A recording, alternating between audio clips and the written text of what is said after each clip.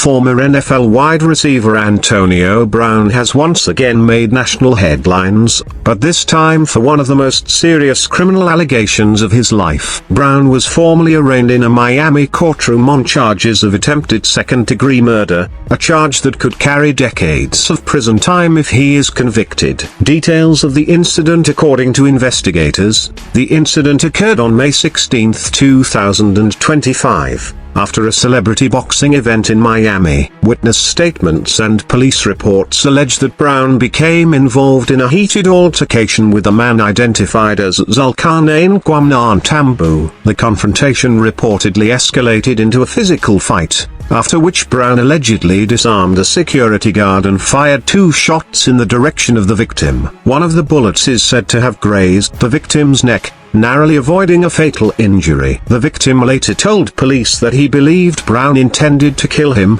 while prosecutors stated that the nature of the confrontation and the use of a firearm justified the attempted murder charge. Brown pleads not guilty. During the arraignment, which took place via video conference, Antonio Brown entered a firm not guilty plea. His defense attorney, Mark English, stated that Brown acted purely in self-defense, arguing that he was surrounded, threatened, and forced to protect himself during the chaotic incident. The defense claims that key evidence and eyewitness accounts will eventually prove that Brown did not initiate the violence. Bail and court restrictions. The judge granted Brown release on $25,000 bail, but with multiple strict conditions. Brown is now required to wear a GPS ankle monitor at all times and must remain within a restricted area unless granted permission by the court. The judge emphasized that the charges are serious and that the GPS monitor is necessary to ensure compliance during the pre-trial process. Prosecutors made it clear that Brown faces significant consequences because a firearm was used.